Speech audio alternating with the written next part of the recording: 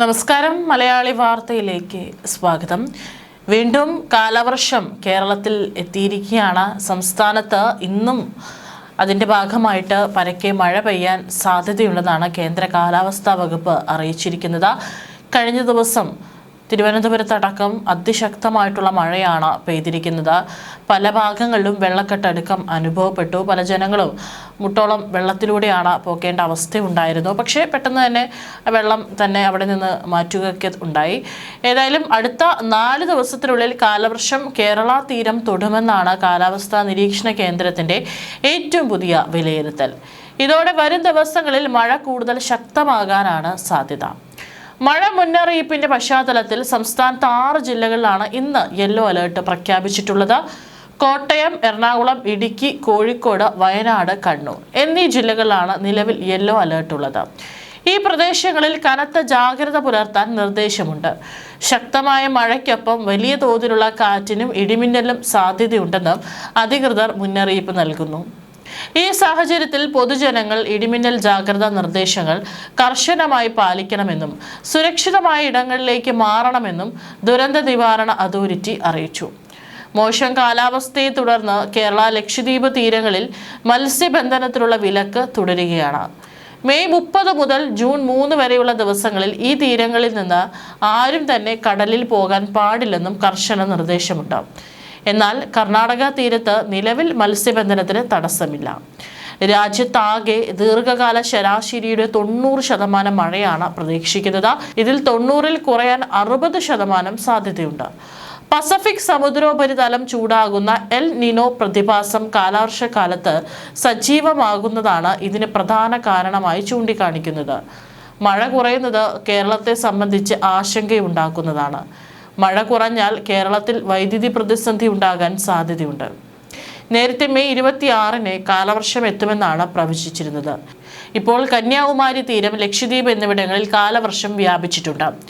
കാലവർഷത്തിന് മുന്നോടിയായുള്ള മഴയാണ് സംസ്ഥാനത്ത് പെയ്യുന്നതെന്നും 3 ദിവസം കൂടി ഇത് തുടരുമെന്നും കാലാവസ്ഥാ കേന്ദ്രം അറിയിച്ചിട്ടുണ്ട്. കാലവർഷം തുടങ്ങുന്നത് വരെ ഒറ്റപ്പെട്ട ഇടങ്ങളിൽ ഇടിമിന്നലോട് കൂടിയ മഴയ്ക്കും ശക്തമായ കാറ്റിനും സാധ്യതയുണ്ടെന്നും കാലാവസ്ഥാ റിപ്പോർട്ടിൽ പറയുന്നു. നിലവിൽ തെക്ക് പടിഞ്ഞാറൻ കാലവർഷം അറബിക്കടലിലെയും ബംഗാൾ ഉൾക്കടലിലെയും ഭൂരിഭാഗം പ്രശ്നങ്ങളിലേക്കും വ്യാപിച്ചു കഴിഞ്ഞു. കാലവർഷത്തിന് മുന്നോടിയായി മധ്യകിഴക്കൻ ബംഗാൾ ഉൾക്കടലിലും തെക്ക് കിഴക്കൻ ബംഗാൾ ഉൾക്കടലിലും മുകളിലായി ചക്രവാത ചുഴിക്കുള്ള സാധ്യതയും ഉരുത്തിരിഞ്ഞിട്ടുണ്ട്. കഴിഞ്ഞ ദിവസം തിരുവനന്തപുരത്തും കനത്ത മഴയായിരുന്നു. തിരുവനന്തപുരം, കൊല്ലം, പത്തനംതിട്ട, ആലപ്പുഴ, ഇടുക്കി, എറണാകുളം ജില്ലകളിലായിരുന്നു ഒറ്റപ്പെട്ട ഇടങ്ങളിൽ ഇടിമിന്നലോടുകൂടിയ നേരിയ ഇടത്തരം മഴ പെയ്തത്. ഇന്നും അത്തരത്തിലുള്ള ഒരു മഴയ്ക്കാണ് സാധ്യതയുള്ളത്. മാത്രമല്ല മണിക്കൂറിൽ 40 കിലോമീറ്റർ വരെ വേഗതയിൽ ശക്തമായ കാറ്റിനും സാധ്യതയുണ്ട്. മെയ് 30 മുതൽ ജൂൺ 1 വരെയുള്ള ദിവസങ്ങളിലാണ് കേരള ലക്ഷദ്വീപ് തീരങ്ങളിൽ മണിക്കൂറിൽ 35 മുതൽ 45 കിലോമീറ്റർ വരെയും ചില അവസരങ്ങളിൽ 55 കിലോമീറ്റർ വരെയും വേഗതയിൽ ശക്തമായ കാറ്റടിക്കാൻ സാധ്യതയുണ്ട്. ജൂൺ 2, 3 തീയതികളിൽ കാറ്റിന്റെ വേഗത 40 മുതൽ 60 കിലോമീറ്റർ വരെയായി ഉയരാനും സാധ്യതയുണ്ട്. അറബിക്കടലിന്റെ വിവിധ ഭാഗങ്ങളിൽ കേന്ദ്ര കാലാവസ്ഥാ വകുപ്പ് പ്രത്യേക ജാഗ്രതാ നിർദ്ദേശം നൽകിയിട്ടുണ്ട്. വടക്കൻ അറബിക്കടൽ, ഗുജറാത്ത് തീരം, തെക്ക് പടിഞ്ഞാറൻ അറബിക്കടൽ, സൊമാലിയൻ തീരം എന്നിവിടങ്ങളിലും മണിക്കൂറിൽ 65 കിലോമീറ്റർ വരെ വേഗതയുള്ള ശക്തമായ കാറ്റിന് സാധ്യതയുള്ളതിനാൽ കപ്പലുകളും ബോട്ടുകളും ജാഗ്രത പാലിക്കണം. തെക്കൻ അറബിക്കടൽ, മധ്യ അറബിക്കടൽ, മാലിദ്വീപ് പ്രദേശം എന്നിവിടങ്ങളിലും വരും ദിവസങ്ങളിൽ കാലാവസ്ഥ മോശമായിരിക്കും. ഇവിടെ മണിക്കൂറിൽ 55 മുതൽ 60 കിലോമീറ്റർ വരെ വേഗതയിൽ കാറ്റടിക്കാൻ സാധ്യതയുണ്ട്. തെക്ക് കിഴക്കൻ അറബിക്കടലിലും മാലിദ്വീപ് തീരത്തും ജൂൺ 1 വരെ ഈ പ്രതികൂല കാലാവസ്ഥ തുടരും. ബംഗാൾ ഉൾക്കടൽ മേഖലയിലും തമിഴ്നാട് തീരത്തും ശക്തമായ കാറ്റിനും സാധ്യതയുണ്ട്.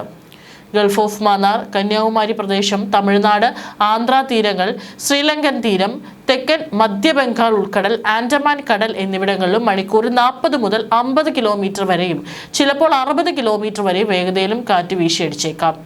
മെയ് 31-ഓടെ ഒമാൻ തീരത്തും വടക്കൻ അറബിക്കടലിലും കാറ്റിന്റെ വേഗത വർദ്ധിക്കും.